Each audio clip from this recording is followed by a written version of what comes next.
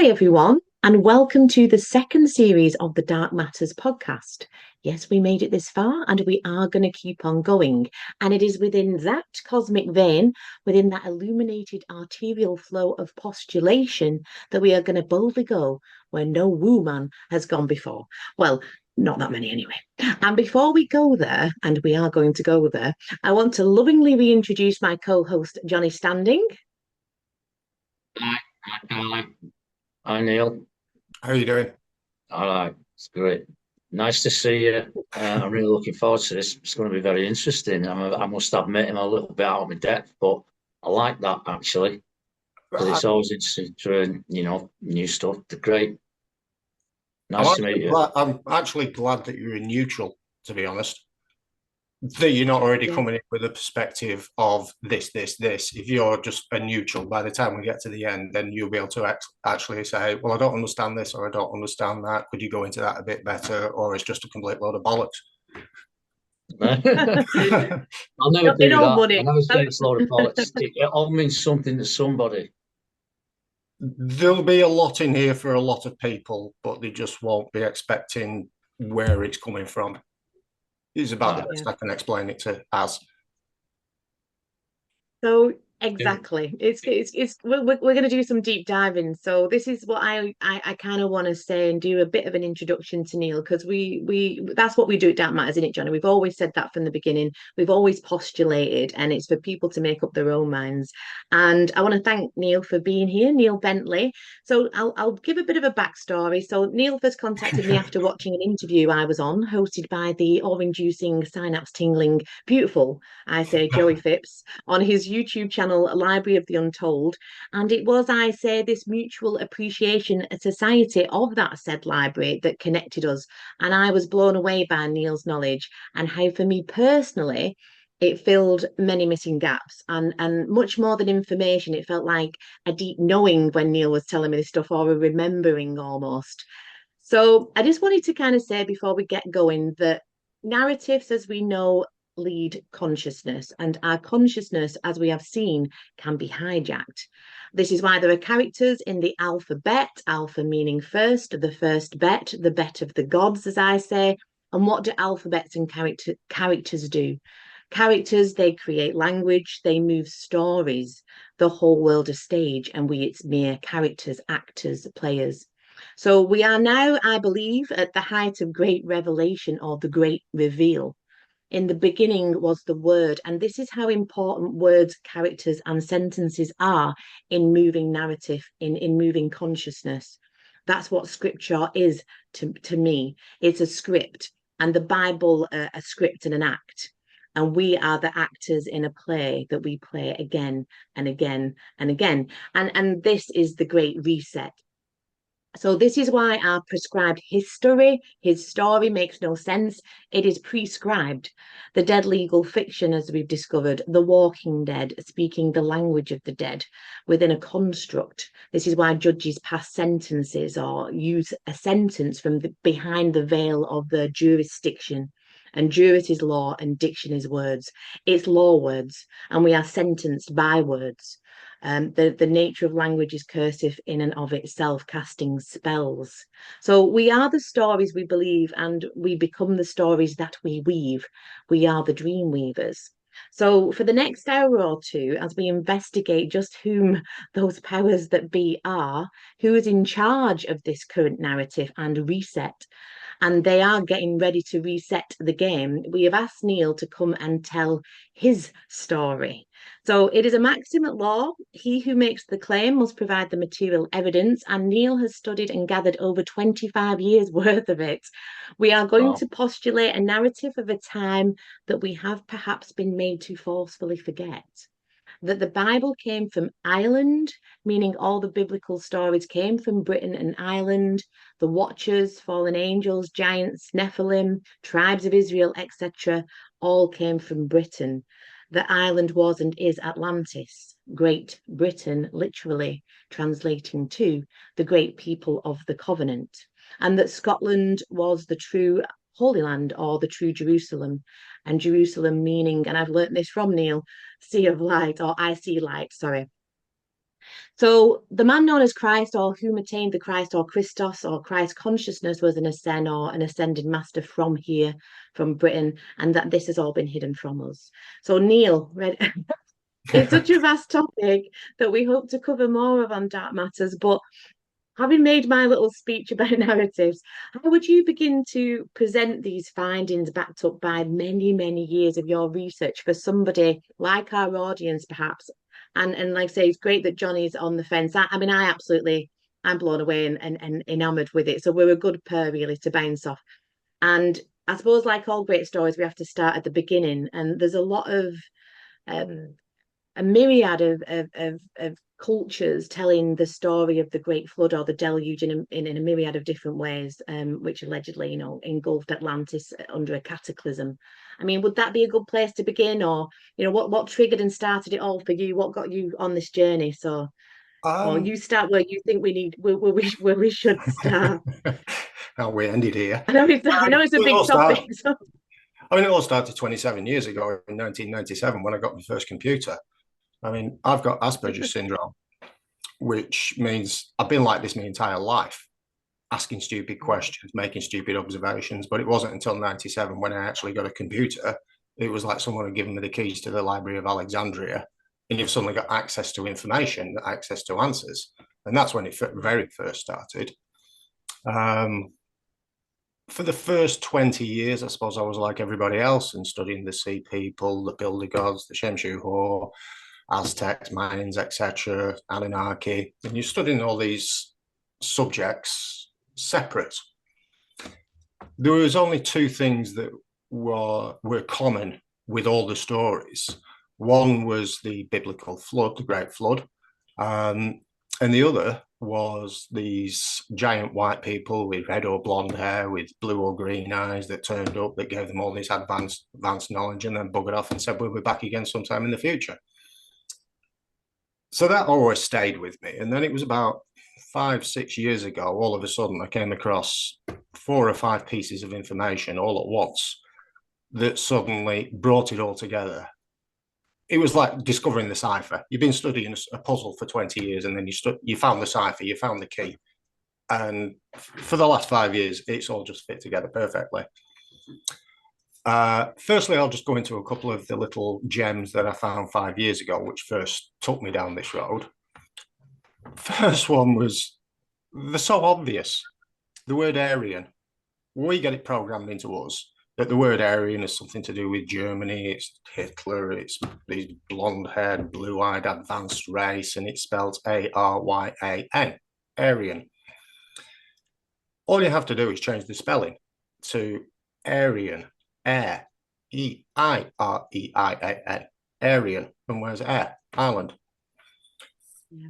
Okay. Then you find out that you've heard about the Phoenicians, the Phoenicians, these sea people that lived in the Mediterranean that went around that had advanced knowledge. Again, all you have to do is change the spelling to Phoenician, F-I-N, Phoenician. Now, the word Phoenician comes from the Irish Fenians, and the word Fin, F-I-N, means white. Then you find out that there's actually a gene for the white skin, blonde hair, green eyes, and it's called the R1b gene. This first showed up in Ireland, and no one knows where it comes from. So white skin, blonde hair, green eyes is a gene called the R1b gene. The blue-eyed gene turned up in Ireland 10,000 years ago. No one knows where it came from, but they know it turned up in Ireland. The giganticism gene that makes people grow to 7-8 foot tall. The highest concentration of the giganticism gene is Ireland. Dublin, I believe. And then you find out that Christianity in the Bible could have come from Britain and Ireland. So I found all these things out at once. And from then on, for the last 5-6 years, it's just been a cataclysm of just scratching at rabbit holes and a massive amount of information just dumping on you. So I've just been basically correlating all these old stories, putting in all these words and coming up with a timeline of how this knowledge came together, what it was that created the devastation in the first place, and how this knowledge has been moved around, controlled, used, to basically for money, greed, power, and manipulation. So that's a brief introduction of what it is and where I'm going to go with it. But to start off, I need to go to Sirius. That Sirius controls the timeline of it, the enlightenment and the fall of man. See, Sirius and our sun are binary partners. They create an orbit like the Vesica-Pisces. Now, at the moment, Sirius and our sun are the furthest apart than they ever have been. They've just gone past halfway in 2012. That was the end of the Mayan calendar. But then they found out that the Mayan calendar only had half of the calendar, because the full calendar is a 24,000 year. It's called the golden year. It's a 24,000 year cycle. The Mayans only had a 12,000 year cycle. So 24,000 year is the total cycle, and that's the Aztecs called that the golden year.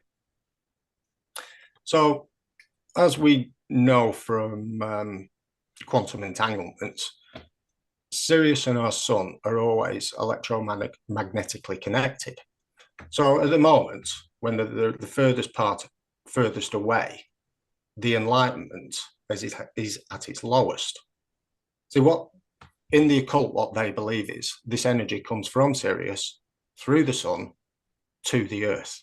So the energy isn't coming from the sun, it's the sun behind the sun, as they explain it. As Sirius and the sun get closer together, this raises the electromagnetic environment. This raises the enlightenment, because your pineal gland is made of quartz, because your bones are made of quartz. You raise the ethereal energies, you get bigger and brighter. We can't even imagine how intelligent that they were 5, 10, 12,000 years ago, because we're at the bottom of the we're like a 5-year-old trying to understand something from university. We can't. We can imagine, we can see what they've got, what they've left us, but we can't actually ever completely understand how they did it. So going into a timeline of how Sirius works and the rising and the falling and the actual story of this, we need to go back. I started 15,000 years ago. This was when Atlantis was the eye of the Sahara. The city of Atlantis was the eye of the Sahara behind the Atlas Mountains, as Plato said. Now, Atlantis was a global civilization. Global. They knew Sirius was coming back. Now, so one of the names of Sirius is called the Scorcher. It's 27 times hotter than our sun. So by the time it gets back, it creates complete devastation across the planet. It's a bit like, have you seen the three-body problem? No, it's been. I remember I saw on Facebook that a few people have been mentioning it, but I've not actually seen it yet. But it's a film, isn't it? It's one of these box sets. It's a work of genius. But on there's a few things that strike on there. I mean, the Dogons said there were 3 stars in the Sirius system. We knew about Sirius. In the late 1960s, we invented a telescope strong enough to be able to see Sirius B. So far, we've not found Sirius C, but the Dogon said it was there. It was a trinary system.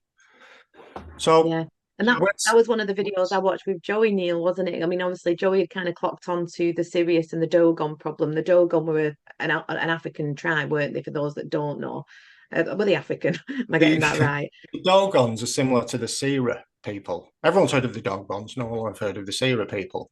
Basically, what happened? You went back 5,000 to 6,000 years to Egypt. Every 10 or 20 years, they boot a load of the priest class. They just boot them out of Egypt, because they had to take the knowledge in case Egypt ever got burnt, crashed, overthrown. The knowledge would be saved, because let's say the Dogon tribe got kicked out of Egypt. They had to go and set up themselves somewhere in Africa and live completely independently from Egypt. Well, you have the same with the Sira people. They were exactly the same, but everyone studied the Dogons, no one studied the Sirius. And So the what Dogon, they knew the trajectory of Sirius, like you say, without having the technology. You know, we kind of weren't even aware of it with the technology. They got that knowledge passed the, down to them, didn't they? Or they were aware of it. They were kind of yeah, great. the technology we had at the time, we could only see Sirius A. The Dogon Yeah, said there was Sirius A, Sirius B, and Sirius C. They also yeah. said the orbits between Sirius A and Sirius B took 50 years. Now, it was only, let's say, it was the late 1960s. We then had telescopes powerful enough to find out that what they said was true. But we don't have a telescope powerful enough to see Sirius C yet, even though everything they said was right.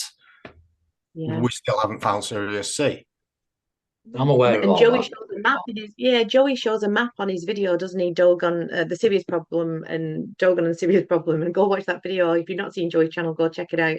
And I actually screenshot an image of that video when I watched it again yesterday as a bit of a recap. So we'll pop it up as long as Joey's happy with it. I'm sure it's probably come from a book. I'm sure I'd be fine with it because it'd be cool. They've drawn it pretty much exactly as you know, like say with technology further down the line than we have. So and it's pretty much 99.9% exactly the same. It's exactly the same picture. And Yeah, exactly. it looks like DNA. Yes, it does. It does. It's got that, and we'll put it up, That like I twist say, to it. so But so like people you can say, get an idea of what we're talking about. Sirius A and Sirius B take 50 years to orbit each other, which later on I'll come back into explaining that's why they have 50 stars on the Stars and Stripes. Oh yeah. Oh yeah, because it's a white dwarf star. Sirius is a white I could dwarf. listen to Neil all day. It's like I get my pen out. It's like you know when you used to go, wow, it's like get my little notebook at No, uni again. those I'll come back into later to go into more depth because it goes into literally there isn't a story that you can think of that it doesn't have some effect on, or there isn't some manipulation exactly. that has gone on. Yeah. So 15,000 years ago, the enlightenment was much higher, the veil was much thinner, we were bigger, stronger, taller, etc. We knew Sirius was coming back in about 3,000 years and it was going to devastate the planet. So what some of the population did was go and live underground. They built all these cities underground and they all went to live underground so they won't get hurt by Sirius. They buried Göbekli Tepe 12, 13,000 years ago. They buried it because they knew Sirius was coming back and it was going to devastate everything. Then when Sirius did come back, one of the first things it did was melt all the ice caps. This was about 12,000 years ago. So we're right at the bottom now. So this was 12,000 years ago at the end of the Younger Dryas. This is when Sirius was back and at its closest. This is when you see all these melted steps, all these melted buildings all over the planets, these ancient melted megaliths. It melted the planets. If you've seen Chronicles of Riddick, the film. Oh yes, yeah. You've seen crematoria. No. When the sun comes, when they're going down to that prison planet, the sun comes back and melts on the surface. That was a separate film. Yes, yeah. That's the picture I see in my head of when Sirius comes back of this crematoria and Chronicles of Riddick.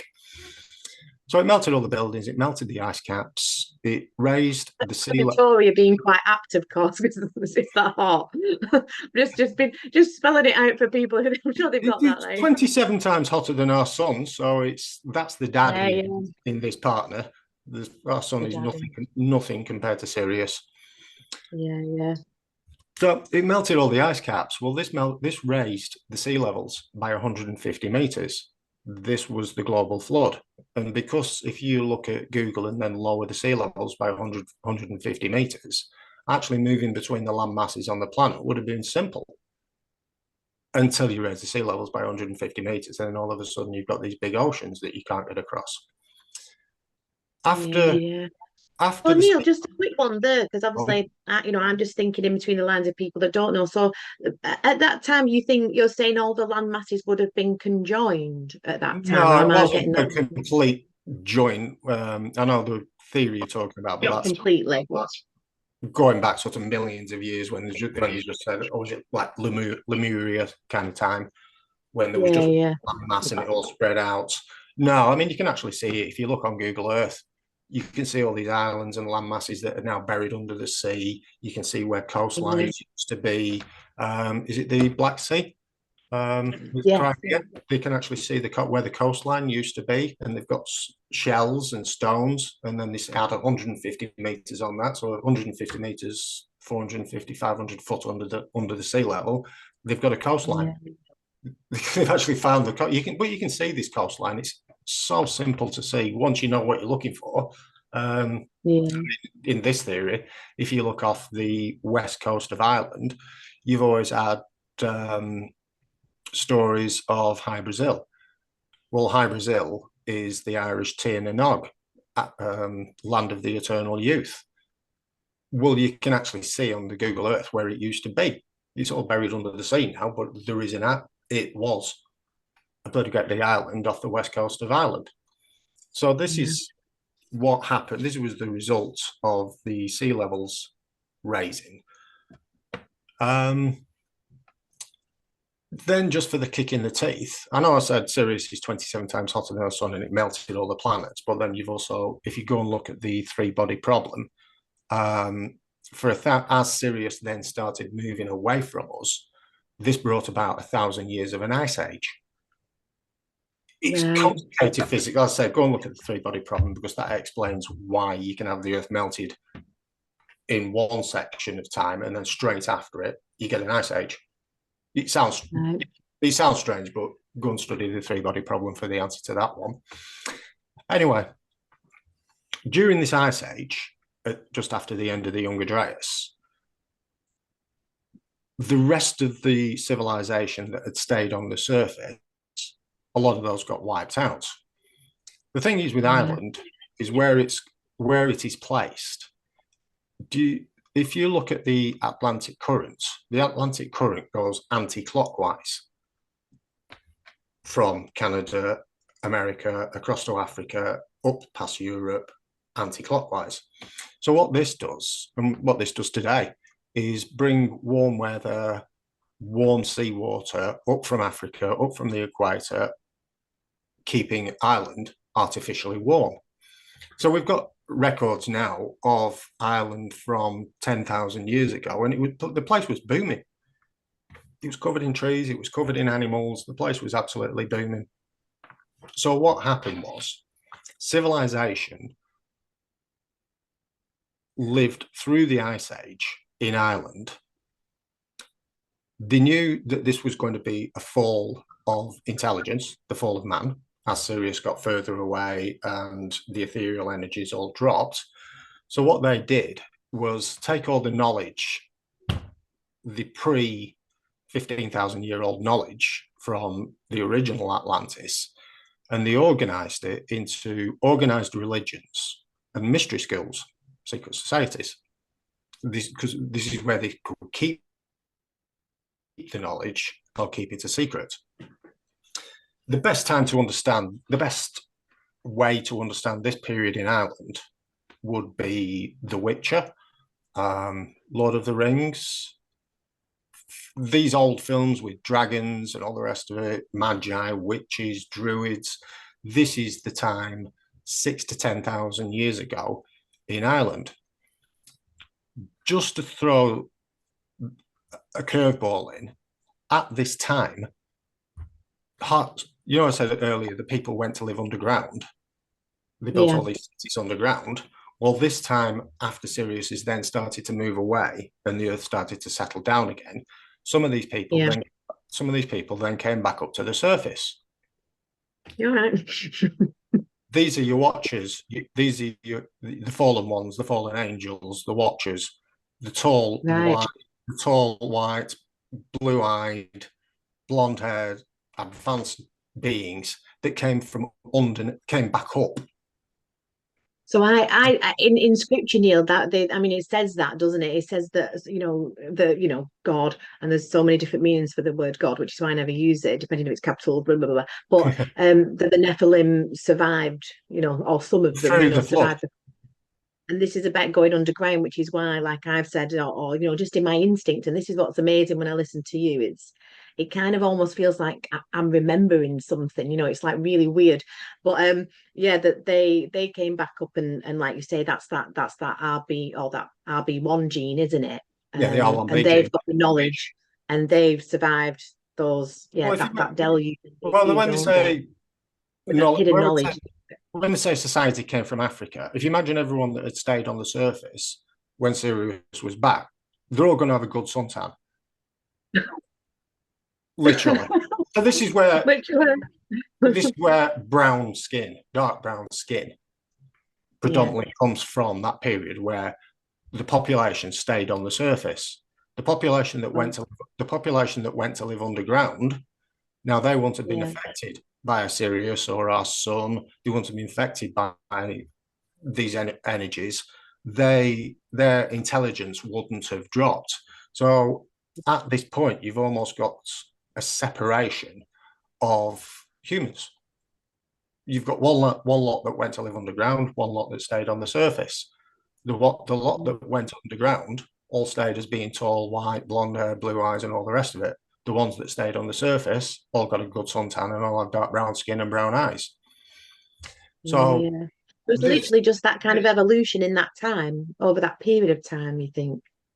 well, it's a long period. I mean, so it's a 24,000 year period. So if they went to Yeah, live yeah. if they went to live underground 15,000 years ago, they've been underground for 5,000 years before they Well, came and it's back up again. interesting, yeah, So because I think after the floods, a lot of the myths, they state that there were these amphibious beings, or these godlike creatures that came from the sea or came from underground. I think like the Hopi called them the ant people, that came from like the sea but from underground. Would that be when they kind of, you know, the Aryans, the true Aryans from Ireland, would have, like you say, because of the warmer weather, survived after the Younger Dryas and then come back. So, like you said, and I'm getting this from you, Neil, so because I've learned this from you. So, like from the east, no, from the west, took that knowledge from the west back to the east, and that would have been perhaps these kind of the people who survived on the top would have kind of, you know, perceived us with white kind of skin, that's tall. the movement of the knowledge and the language and the people. We're not quite there yet. We're just at the moment we're just organizing the knowledge. See, 15,000 years ago, when we still had full working pineal glands, when we we're all 8 foot tall, personally, I believe we communicated through telekinetics through I think that I've said because that, Neil. I think we would have communicated like that. We yeah, would because Language is a construct in it. well, your pineal gland is basically a radar. It picks up on Mm. because you only see 5% of the electromagnetic spectrum, ultraviolet light. 95% of the energies that are around it you don't see, but you only see it with your eyes. Your pineal gland is like a radar that picks up on all the rest of the electromagnetic energies. So when you're taking things like DMT or LSD, it's basically just giving your pineal gland a quick kick, throwing a bit of battery acid on it and having a quick glimpse around of what everyone would have been able to see 10 or 15,000 years ago. But because we've fallen that far and our pineal gland is now a dried up grain of rice, we can't use it. We just give it a bit of a kick with some LSD to have a look around what actually is there. And weirdly, when people talk about taking LSD and things like that, they all explain the same things. They all see the same things. They all have the same experiences. You take any other drug, ecstasy, and Unless you'll you're all Jonny. similar. You'll have similar experiences, but not identical experiences. You won't all come back talking about the same beings. You won't all come back talking about, oh, I saw clowns. Oh, I saw some clowns as well. Oh, we had a conversation. They all explain the same things. So you can only presume that what everyone saw was real. They can see. I think, yeah, I think they say, don't they, with DMT, a lot of people report if you go, they call it like a breakthrough dose. Yeah. And Jonny, you've had this experience, haven't you? I've not, but you go I'm to a almost like a psychonaut, to be fleshy, honest with you. like a he's a bit of a psychonaut, Jonny. So he goes to the bowels of the earth, almost like, or not, maybe not the earth, but like a fleshy kind of room, didn't you, Jonny? Because I know, like Jacob, obviously, if we think of things in astrotheological and anatomical terms, Jacob, you know, apparently exactly represents Israel. I mean, we'll get onto the 12 tribes, and we might have to do a whole series with this, Neil, and I'm totally up for it. Like, I'm totally up for it because I love it. Jacob named the place Peniel, for he had seen God face to face, Genesis 32:30, and allegedly, Genesis is about our genetics and it's about our origins, and it all ties back into this research. But Jonny, you might want to hop in with your cosmonaut. Maybe you don't. You've already said a lot, Neil. Believe you me, I've wanted to jump in, but no, I'm gonna keep on listening. There's a number of things in there. I mean, for instance, you didn't get any people that take the Bible literally, which I don't. It is, for instance, we've all come from Noah, which is an absolute nonsense, isn't it? Really. I mean, but if you put in a figure of any description, like yourself, you just said 15,000 years ago or what have you. To expect that black races, Chinese races, Asian races, Nordics, Pygmies, Zulus, everything all comes from one particular source. To me, it doesn't answer anything. It's actually chucks up more questions for me, because however we got here and however long ago it was, it seems a little bit of an hard task to try and get back to the root of where all that did originate from. And for some people, it's an hard road to go down, and I can understand why they wouldn't bother doing it. I can see that you've done your own work there if you've been studying that for a long time. But for me, it doesn't help me in any way whatsoever, simply because of the here and now, and the here and now is a spiritual experience for me that is a shared experience with yourself and everybody else. But it is interesting to know those things. Also, when you said that it was a binary star with Sirius, I like astronomy. It's not classed as a binary star. They're usually two proton stars that have a powerful effect on one another. It is possible for it to have an effect on us since you're running around in the same galaxy. But then you start to talk about other things which you need to comprehend, which would be the laws of physics. And I'm not necessarily saying any mainstream physics either, because there's new ideas in that. For instance, I don't know if you know about this new thing that's come up, where everything is one, and everything, including the periodic table, all those elements, everything that is ethereal, all mass, and everything else in between it, including dark matter and dark energy, is all part of one and the same thing. They're not including consciousness, and they don't put any of that into the equation. They try to understand how everything works in a universal sense and in a quantum sense, and they can't seem to gel it up. Well, they won't do if they don't understand the first basics of the oneness of things. And this is only my view. I mean, if you start off in primary school and you're taught 1 and 1 equals 1, that's a mistake immediately. Because 1 times 1, because you can't multiply anything and it comes to the same fucking number. It doesn't work. That's impossible. So 1 times 1 is actually 2. And that's the big difference. These are the things that if you don't start right, you're not going to end up with the right answer. I know that sounds ridiculous, but believe me, if I was to start harping on about that, I'd be here forever as well. But there is a number of things that I found really interesting in what you said. I mean, the Dogon, I know that African tribe, I'm pretty well aware of that, did know about Sirius B and Sirius C, and it was only proven later on. And I've found a lot of analogies like that from satellite imagery, where something like 12, 15,000 years ago, and they don't know exactly, they said where Krishna used to reside in a town, I think it was Dwapara or somewhere, that there were 2 rivers that went by it, and it was destroyed in a massive war, which had the Vimana involved in it, and it set fire to the place, and the poison air went around and all the rest of it. And they said this place doesn't exist, it's a myth. But when they had satellite imagery of it, those 2 rivers could be seen from the satellite. Not only that, but 200 feet under the water, where you were talking about the sea level rising, which it obviously has, were temples and buildings, and that town that was supposed to be there was there. So you're right. And High Brazil is in the same class. It was there. It is probably there, but it's underneath the ocean, because they have risen a hell of a lot. But as for the Aryan side of it, again, everyone, as soon as you mention it, they start thinking of Adolf Hitler and the Aryan race and some kind of like Nordic viewpoint with blonde hair. But you're right again, because in the Indo-European, there's an Aryan race in that place where Krishna used to dwell, and that where they dug it up, where they managed to find pieces of it on the earth, it's turned to glass, and they're kind of surmising that only some kind of nuclear blast could have done it, because it is just too fantastic. It's turned rock to glass. So basically, I think you're onto something definitely with with the things that you're saying about things that have happened in the past, and we don't know about any of that. And another good point I think you made was where they turned everything religious and esoteric. The knowledge from the past.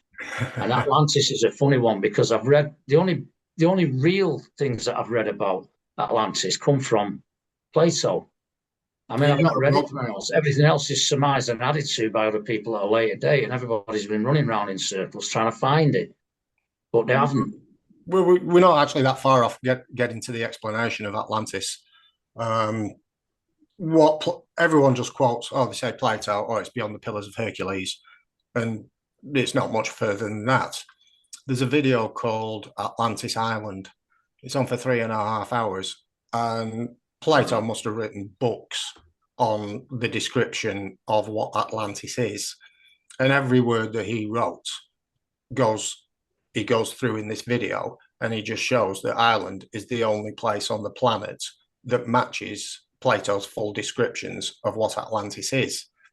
Then if you look at Ireland, yeah, but then if you look at the word Atlantis itself, and break it down, you have Atlantis, which is 3 Irish words meaning great land of knowledge. So Atlantis, the word itself is Irish, but like I say, so there's a description of it being the Atlantic Ocean, Atlantis, Atlantic, all of these things as well, and if it was written originally, the only known one writing that we do have is from Plato, the original ones that we've got, which he's alluding to some Egyptian priests. What Plato wrote, he kind of wrote about them both, because he wrote Atlantis being on the far side of the Atlas Mountains, which is the eye of the Sahara. What about the Pillars of Hercules? He says it was based in there. That's what he says. Yeah, no. Pillars of Hercules. There's 2 pillars. If you go and look down at the entrance to the Mediterranean, there's absolutely nothing there. If you go and look at, firstly, one of the pillars is Giant's Causeway, north of Ireland. That was the giant Finn McCool, Finn meaning white. Then the other pillar was in Scotland at Fingal's Cave, and obviously Fingal being the other giant. So there were 2 giants lobbing rocks at each other, and these were the 2 pillars of Hercules that he was talking about. Yeah. And Albion, this land, our land, England, was called Albion, wasn't it? And it comes from Albo, meaning white, and it was called the land of the giants. I mean, you can find that on Wikipedia. You don't have to scratch too far at that one, So again, a lot of people just say, when they're talking about white land, it's the cliffs of Dover. Yeah, or is it? Or is it the L1BG in the white skin that turned up in Britain, Ireland? Yeah. But no one knows where from. But in this theory, they just came back up from underground again after Sirius has started moving away. And this is this dumbing down of us, isn't it, Neil, in cycles? Because you touched on that earlier. Could you kind of tell us a bit more about that? I know you've done a graph, and we'll put that up because, like you say, we would to explain it. We would have been 8 foot tall. And so there's a rising and a falling of consciousness, and this is brought about by ethereal energy. We'll use that term to explain it. An energetic level. So Sirius and Sun are always connected. Right. Sirius and our Sun are always connected. There's a gravitational connection between them. When they're at the furthest apart, that is when the intelligence is at its lowest. As they start, we're at the bottom of the curve right now. We've just makes sense. 12 years ago, we just started going back up. And actually, a weird one on that one is a few years ago, 2012. that was in 2012 when we went past halfway. That was when everyone was saying that, oh, it's the end of the Mayan calendar and everyone's going to die and blah, blah, blah. But what they didn't tell you is the Mayans only had a 12,000 year calendar, where the Aztecs had the 24,000 year calendar, which is why nothing happened and the world didn't end. The Aztecs also said the Mayans also said in 2012 that that was going to be the end of the 5th yellow sun. The Aztecs said, but by 2020, the 6th white sun would have taken over completely. Well, 2015, 2016, everyone's turning around and going, why is the sun turned white? It used to be yellow. Why is it white? Well, the Aztecs and Mayans actually told us that in 2012, it was the end of the 5th yellow sun, and by 2020, we would have the 6th white sun. And what do we have today? A white sun. So the Mayan calendar, by the way, it does have 2 calendars. Right. It does have. One's called the short count, one's called a long count. And the long count is a lot longer than you just suggested. It's thousands of years long, something like 23, 36, something. I can't remember now. I'll have to look that back up. And the other one is just the year cycles of the year. Yeah, no, just know the golden year is 24,000 years, and the Mayans only had the half calendar, the 12,000 year calendar, which ended in 2012. If they had a big calendar, that's not something I know anything about. So, as Sirius and the Sun move towards each other, this is the enlightenment of man. This is the raising of the consciousness. As they get closer, the ethereal energies get higher. As I said, the pineal gland is made out of quartz, which is stimulated by energies. So the period running up to 12,000 years ago is when we were going up. The end of the Younger Dryas, 12,000 years ago, that was when the Sirius was at its closest. From that point to here, all it's been is a big downslope. So when we look back now, 5, 6, 7, 8,000 years ago, and go, how the hell did they make that? How did they do that? How did they cut this? We haven't got a clue, because we're a lot more dumbed down today than we ever have been. But we've just started going on the way back up again. So if you come back in a few hundred regeneration cycles, you might get to notice a few thousand reincarnations, and you might get to notice the difference. Oh no. So just going back to this island 6,000 to 10,000 years ago. So this is the period of all the magi, the witches. This is the period of the giants, the big, tall, white-skinned, red-haired, etc. All this knowledge that had just been known before was organized into organized religions and organized mystery schools. So what happened then was, around about 6,000 to 7,000 years ago, Ireland was smashed by 3 tsunamis called the Storegga slides. This was an underground earth slip just off the coast of Norway, which brought about 3 of the world's biggest tsunamis, which absolutely smashed Ireland. This was the sinking of Atlantis. The land didn't sink under the sea rose up over the land. At this point, so after Ireland got smashed with these tsunamis, the Aryans, E-I-R-E, Aryans, left Ireland and went back out into the world to repopulate the planet and re-educate the planet in all this knowledge that had been lost before. These are the sea people, the builder gods, the blue-eyed builder gods, the Shem-Shu-Hor, all these, they have lots of different names, but they're all the same people. These tall, white-skinned, red-haired Europeans. Now, one of the main places that they went to was Egypt. Egypt had been there before, as we know from the Sphinx and places like that. We'd had this civilization, it all got smashed, got ruined. So in the first place the Aryans went back to was Egypt, because that was basically the geographical center of the planet. So after they landed back in Egypt, this was the Shem-Shu-Hor, Thoth, and all the rest of them. They started building Egypt, and what they did is they perfected organized religion and organized mystery schools. They perfected these. This is when it basically got turned into what today we understand as Egyptian Gnosticism. That was the organized part with the Nag Hammadi, where they've written it all down. This was basically, we'll call it Egyptian Christianity, to understand how it gets moved around. So this has been going on for a few thousand years.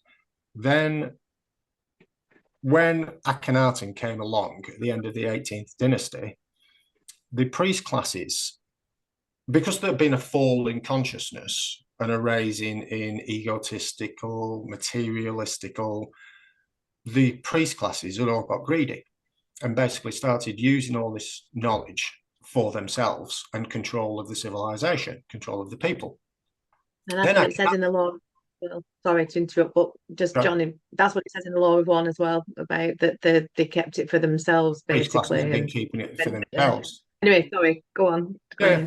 So apparently what happened then was Akhenaten came along at the end of the 18th dynasty and he read Thoth's original works and suddenly clicked that what the priest classes had been doing was bastardizing this original pure knowledge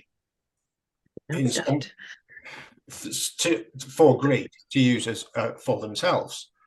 But the entire population of Egypt had spent thousands of years being brainwashed by the pre-classes. This is the truth. This is what you believe.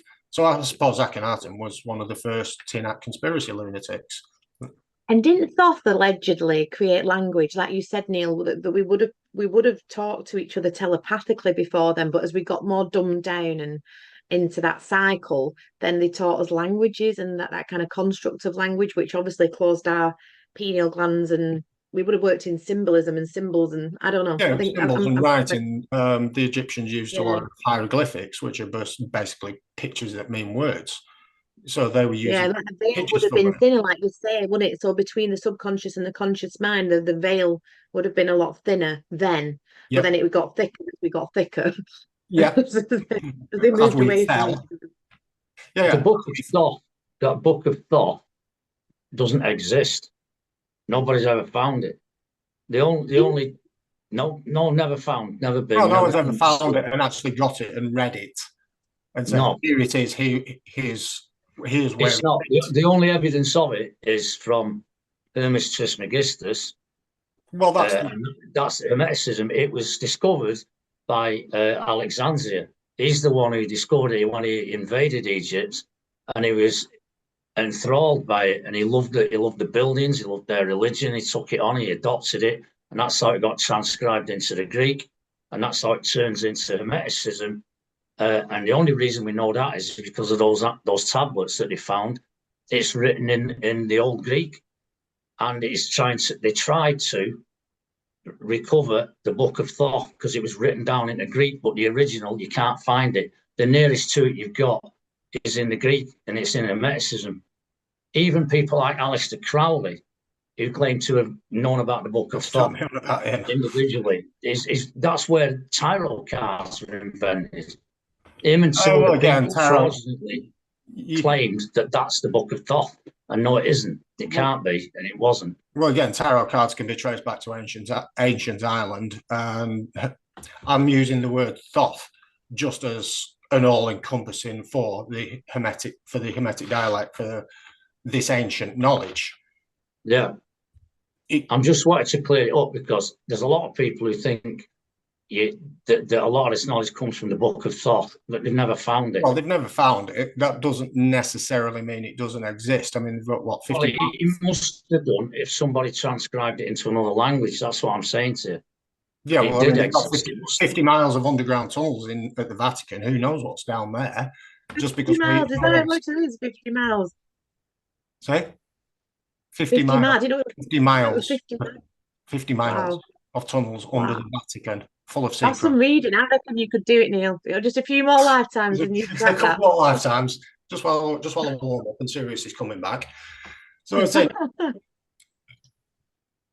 when I use the word thoth, this is the Hermetic dialects. This is this knowledge that has been saved. This is just, I'm just using the word thoth because people understand. No, that's fine. Because we often use the same person. So there's that many different words I could use. So when Akhenaten came along at the end of the 18th dynasty, he basically tried to restart this ancient belief system, this ancient knowledge, because he could see how it had been changed just to be used as greed. But because the entire population of Egypt and the priest classes all then basically ganged up on Akhenaten, telling him he was an idiot, a tin hat conspiracy lunatic, and all the rest of it, presume they haven't found Akhenaten's grave, but they presume that they killed him. But then they threw him, his entire family, and all his followers, they threw them out of Egypt. This was around about 1500 BC. This was the biblical Exodus, when it was all the original Aryans that had gone to Egypt, all their ancestors, all basically got kicked out of Egypt. Now, the easiest way to understand all these people from this point on is the tribes of Israel, because everyone knows that story. So, so the majority of them just walked north, up through Palestine, up through Syria, Turkey. They're all heading back to the Holy Land, back to the Great Britain, because this is where they came from. That was where they were heading to. Then we had the tribe of Dan, the Tuatha De Danann, who they were the sailors, the sea people. They all had boats, so they sailed back to Ireland. So they went up through the Mediterranean and sailed back to Ireland. When they landed back in Ireland, this is when they were called the Tuatha De Danann, which literally translates to the tribe of Dan. This is when you get into the first battle of Moytura, when they were fighting the Fir Bowl, the second battle of Moytura, when they were fighting the Fomorians, and Lugh and he's lobbing his spear through the eye of Balor. So this is this period. So the Tuatha De Danann were controlled Ireland for a short period of time. It was only about 200 years when they came back, because shortly after that arrived back Queen Scotia, who was, I believe, Tutankhamun's great-granddaughter. Well, she'd gone to Spain initially and married King Mill. She had two sons, King Heber and King Herman. Then they wanted to go back to Ireland. So they sent a couple of emissaries back to Ireland just to see how it laid. And the Tuatha De Danann killed these emissaries. This is a post that I made the other day about the film 300. I love that film. Yeah, well, and I should say as well, you've got a group on Facebook, haven't you, Neil, called Ireland and the Aryans, if I'm getting that title correct. But we'll link it in if you want us to. We'll link it in. Ireland's Aryans. Maybe you like it the way that it is, rather than having a flood of people. Yeah, I've got a Facebook, but that's, like I say, I'm not a content producer. I don't make material. I don't do anything. I'm a kitchen fitter. So that's what I do for money. This is just a 25-year hobby. It's that puzzle, like you said, isn't it, Neil? Especially with kind of, the Aspergic awesome mind. It's like it's a big puzzle to you. Like I like piecing things together. But I think we tend to hyper focus, and this is like, say, I'm sure you get on with other things in your life as well. Like you said, it's just a big hobby. But that's why I was drawing you out of your corner in there, impressing us. Like, I just got to that. It's just got to the point where you just sort of sat on that much information, and then you're watching countless researchers making video after video after video talking about Satan or 666 or whatever, and you don't know what you're talking about. Satan. Yeah, so we should say Sirius is another name for Satan. I mean, Sirius goes by like, you've given me a list of, 50 names. About 50 names. Yeah, I'll go through all those names. Satan. I'll go through the list of names and why. I can't go into a detail because, again, that'd be a talk and a rabbit hole all on its own, just on all the names of Sirius. But I mean, I think, does it say in the Bible that Satan or Lucifer said he has 1,000 names? Well, Satan and Lucifer are both Sirius, and Sirius has 1,000 names. Yeah. But it has all these different aspects to it. Which, again, I'll go into a bit later. when you see all these names, you see it's everywhere. It's literally everywhere you look, every single day, but you don't see it. I mean, one tiny perfect example. Everyone knows about the all-seeing eye above the pyramid on the $1 bill. Everyone knows that story. Everyone. It's the Eye of Horus. It's quick story.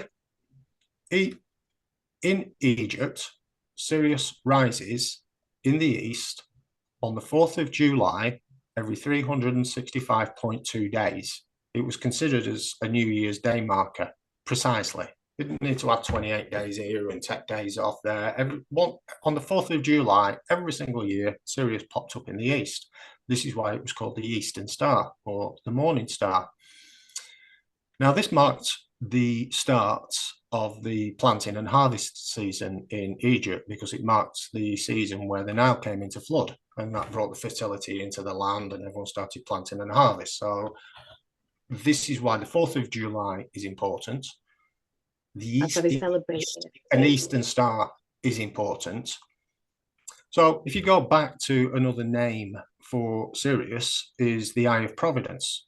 So if you then go back to look at the $1 bill, where you've got the Eye of Providence just on the top of the pyramid, that represents the 4th of July when Sirius was marking the start of the harvest season because it was like a New Year's Day marker in Egypt. That's the explanation of the eye above the pyramid on the $1 bill. It's Sirius. Which is Sirius, yeah. Seriously, Neil. Serious.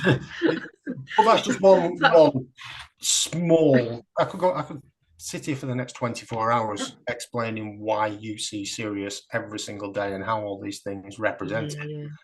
Yeah. So going back to Ireland,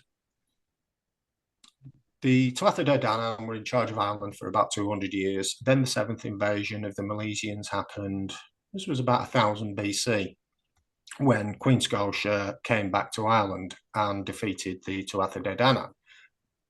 Now, the only written accounts are they sent the Tuatha De Danann back underground, is the explanation. So Milesians, aren't they descended from some Greek or something? Spain. Milesians, yeah, they were from Spain. Yeah. They were named after King Mill. King Mill was in Spain. They were the Galicians. Yeah, so I thought it was Hellenistic. That I thought it was they were Greek. No, they're from Spain. Queen Scotia went to Spain. She married King Mill. King Mill and Queen Scotia had 2 sons, King Heber and King Herman. King Mill died. And at this point, Queen Scotia, Herman and Heber were going to go back to Ireland. And this was the 7th invasion of Ireland by the Milesians, the sons of Mill. But they came from Spain because they were the Galicians. This is how Ireland became Gaelic. Gaelic and Galician, it's the same thing. So that's where they came from, is Spain. So they kicked the sons of Mill, they kicked the Tuatha De Danann out of Ireland and they took over Ireland. From Ireland, they went into Scotland and Wales. This was about 500 BC. And then you get a crossover when the Celtics from Scotland came to Ireland, the Gaelics from Ireland went to Scotland and Wales, and then you had a big mixing of all this Celtic and Gaelic law. This going from around the period of around about 1000 BC to about 1000 AD, this was the second golden period of Britain. This was when Jerusalem is Edinburgh, when York is Babylon, when Cambridge was Troy, when you get all these other stories and accounts coming into it. This was like the second golden age. But I'm just going to break away from there because I'm going to follow. York as Babylon, Neil, sorry to interrupt. Don't they call it the mouth of hell, Yorkshire? That there's apparently the mouth of hell is in Yorkshire. I know you get mouth of hell, and it's also called God's country. There's what God? Who's God? Well, yeah, who's God? I know you're spelling it again, but I can come back. I'll come back into Yorkshire and explain why it's called God's country in a little bit, because then we're going to Thornbury Henge and Hoe Hill. These earthworks all over Yorkshire. We'll get to that. So the Tuatha De Danann had been kicked out of Ireland. So the first place they went to is Rome. 500 to 1000 BC, they went to Rome. Now, Rome, again, is two Irish words, ro and om. It means heaven and earth. Didn't know that one. Rome means heaven and earth. So the Tuatha De Danann, because they knew about this Egyptian Gnosticism, because they knew about the Irish Christianity, what the tribe of Dan did was basically plagiarize Irish Christianity and Egyptian Gnosticism. They took British deities and British place names, mixed it all in with some astrotheology and some biology, and then set it all out in the Middle East and called it Roman Christianity. And then spent the next 2000 years with this agenda of convert or die. We are the new religion, and then trying to kill off the old religions. This is why they burnt the Library of Alexandria, because that held all the records of everything that they'd done. So they torched the Library of Alexandria because they always try and destroy the history. And then they spent the next 2000 years basically at war with Ireland, trying to destroy all their history. So it was Tuatha De Danann, or the tribe of Dan, that set up Rome and the Vatican and Roman Christianity. So that's where they went, and that's where Roman Christianity came from. And that's, if you want to go and start reading the Bible and things and breaking all that down, it's a lot easier to do, because then you know where these stories came from. So, for example, I spent at least a year studying on all these stories of Ireland. So one of the stories of Ireland is the Tuatha De Danann fighting the Firbolg in the first battle of Moytura. And these were the Sons of Light and the Sons of Dark, and it went on for 4 or 5 days, and they kept using the magic and bringing people alive, and then they had this big battle at the end of it. So you know all about this story. A year or so later, I'm looking at the connections of these religious connections between Ireland and Egypt, and I was looking in the Dead Sea Scrolls. So you've got the Book of Revelations from Ireland, you've got the Book of Giants, the Book of Enoch. These are all related back to Ireland. Then I came across one called the War Scroll, which I'd never heard of before. So let's have a look at this. I'll have a quick read of this. You start reading the War Scroll, and all it's talking about is the Sons of Light fighting the Sons of Dark, and this battle going on for several days, and I'm bringing them. Hold on a minute, I'm reading about the first battle of Moytura. Why is an account of the first battle of Moytura between the Tuatha De Danann and the Firbolg written as biblical scripture buried in the Dead Sea Scrolls? Unless it all did come from Ireland. So this is just more connections and more links. The very first pharaoh of Egypt, called King Menes, he's buried in Ireland. He went back for a visit and then died back in Ireland. And could I say, Neil, and if I get this wrong, which I may do, piecing it together in my head, just for people again like who don't know, because I've deep dived this a little. I won't say deep dive. I've dived it at this point. But the Tuatha De Danann obviously are the tribe of Dan, and from what I've read from your research and just piecing things together in my own head, just for people who don't know, so they can kind of get an idea of who they are. The Tuatha De Danann were obviously we've got the idea of the fallen angels, and it's interesting. You know that you said Rome is heaven and earth. Yeah, I didn't know that, 2 Irish words. Because Anunnaki, An means heavens and Ki is earth. The Anki is the Anunnaki, was it? But weren't the bear with me, and you can tell me I'm completely wrong. But the fallen angels mated with human women, and they created the Nephilim, and then the Nephilim were the giants, obviously, and then the Nephilim, their offspring were the Merovingian, Mer meaning sea. I think Vengean can mean viper or dragon. The Merovingian kings and queens of old, which were the Tuatha De Danann, or one of the names of Tuatha De Danann was the Elven folk. So where you read the Bible, where it says LLL, and everyone's talking, it's the Elohim, it's the elites, it's the Elven folk. It's called the Royal Elven Bloodline, which goes all the way back to when these tall white fallen angels came back up to the surface again 7,000, 8,000, 9,000 years ago in Ireland. this bloodline is what goes right through to today. They went to Egypt, they came back to Ireland, they then went on and formed Christianity. It's always this royal elven bloodline. And if you look around, the genes themselves say, because what is it, 95% of every successful person on the planet is white skin, blonde hair, and blue eyes. The number is absolutely ridiculous, but it's not elites and it's not Elohim, it's Elvin, the royal Elvin bloodline. So that's where that comes from. When you're talking about the Anunnaki, again, Anunnaki, two Irish words, Anu and Naki. Anu was the goddess, the mother goddess figure of the Tuatha De Danann. She was married to the Dagda. And then Naki means serpent in Irish, as in the serpent worshippers. Mother serpent. Yeah, but it's a bit deeper than that, because the story of the Anunnaki is they landed in a cloud one night on top of a mountain. They called the sons of Anu.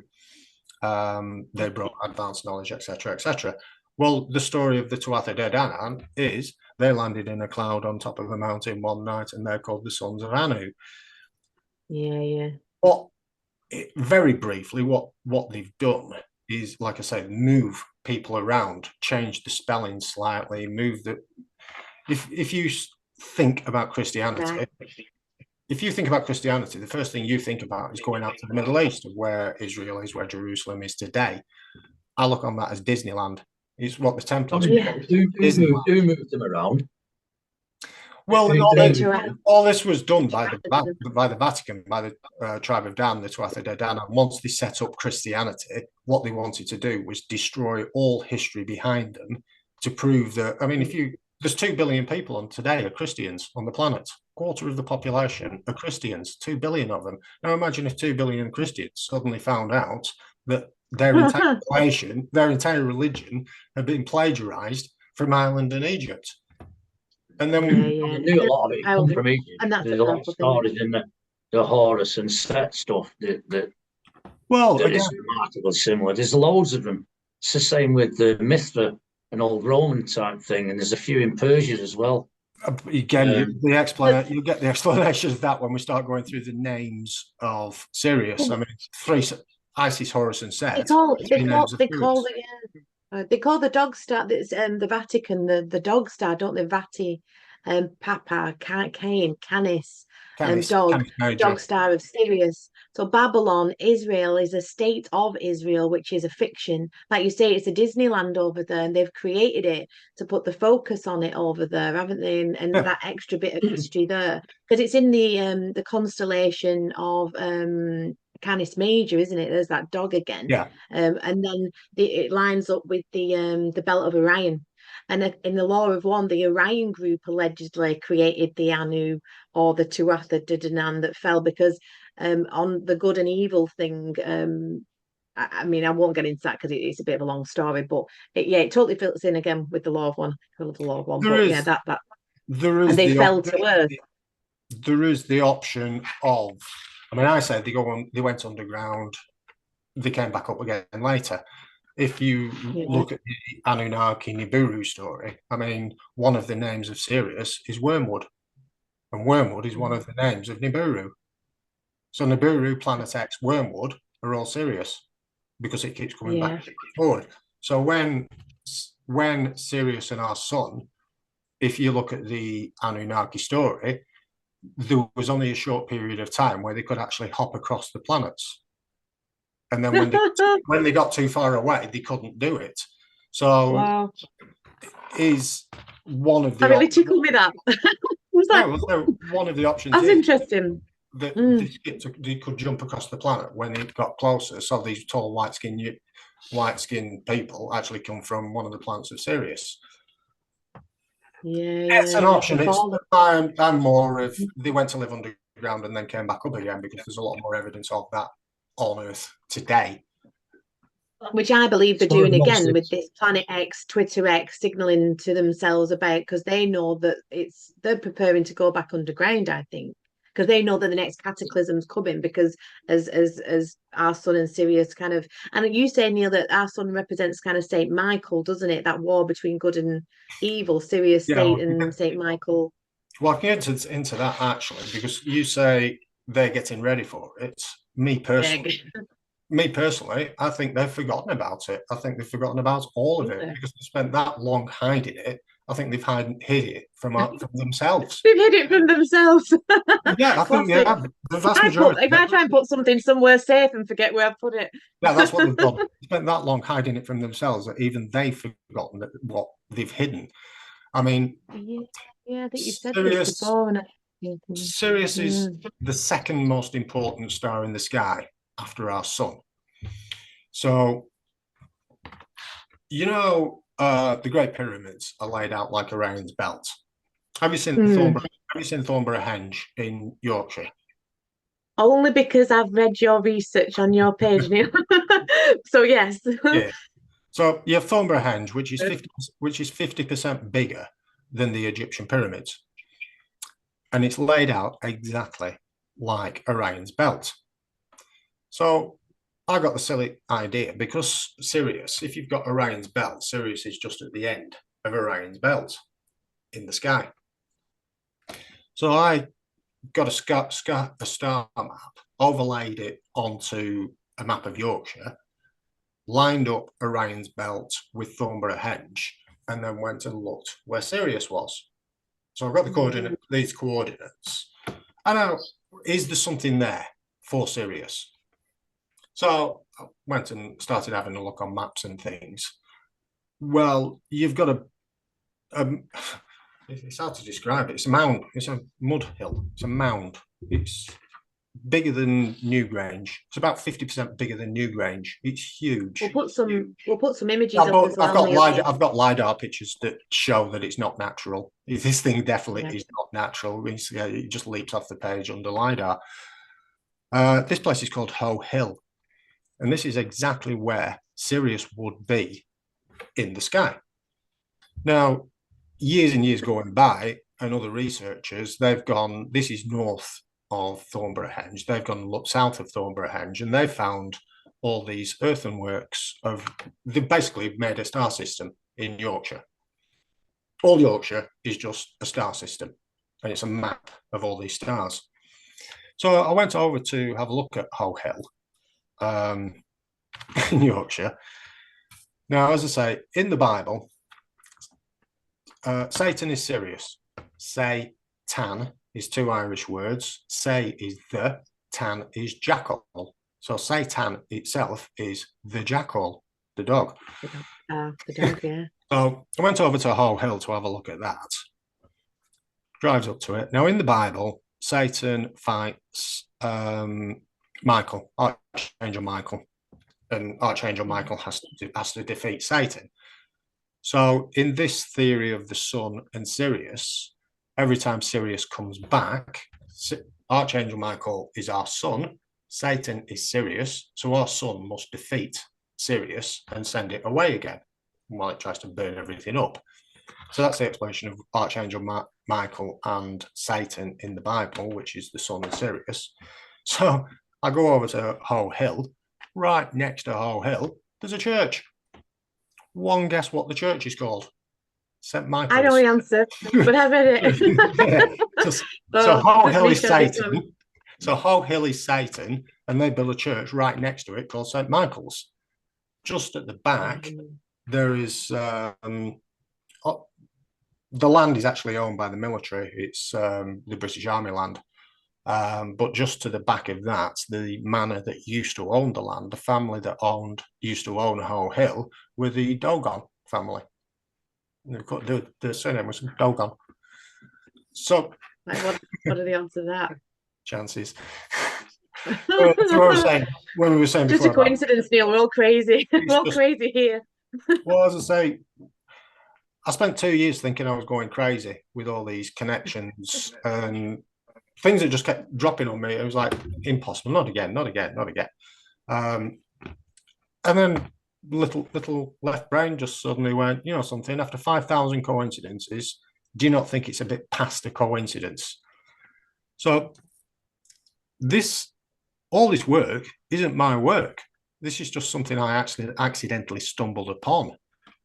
I came around it completely left field and then just stumbled on this, because when I then started finding out about Irish Christianity and Britain being the Holy Land, etc., etc., there's been mountains of work on it, but it's all been buried and no one finds it, no one sees it.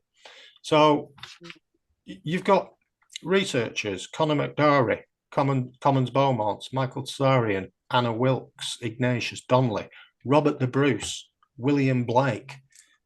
All these people from history have spent their entire lives writing book after book after book about everything that Blake wrote Jerusalem, didn't he? He wrote that poem Jerusalem. I quoted it in my last talk. Yeah, William Blake, We Will Build Jerusalem in England's green and pastured lands, did the Holy Lamb of God walk in the north, etc. Then when you look at these paintings, when all these painting is the demiurge, and it's all to do with it's all to do with Gnosticism and the Freemasons. You've got I know you, Neil, said, and I clicked it in my head because I'm a huge Stranger Things fan. And one of the big kind of themes, obviously, the demiurge of Stranger Things is this demiurge, this kind of big spider thing that's like this dark thing coming in. And obviously the main character in it who's got the power to defeat it was called 11, weren't I've she? never watched it. 11. Have you never watched Stranger Things? She was called Elle, weren't she? Oh, is it? 11. No. 11. Yeah. No surprise there. But again, it's like the Witcher when she's called Ciri. If you're talking about Gnosticism, one of the best box sets you can watch is Westworld. The entire series. Oh God, Westworld. I think I've watched it all 2 or 3 times because it is They're telling you all the time in that. It's all based on Gnosticism. The entire series is based on Gnosticism, but once you understand about Gnosticism and then go back and watch it with the They Live glasses on, you just see it all totally completely differently. Again, I'll just skip on one. 666 is not the number of the beast. Well, it's 616. In the King James version, it was a mistranslation. If you look at the original Book of Revelations, which is 1500 years older, found in the Dead Sea Scrolls, in the Book of Revelations, the number 616. But where it says 616 is the number of the beast is Emperor Nero. That's right. I've not that. That's it. It's nothing more than that. The beast. It's so hilarious that's why we get like Cafe Nero, and then you've got obviously Isis is the image on Starbucks star. It's like you say, Neil. Once you've kind of seen it, you can't. It's fucking everywhere, isn't it?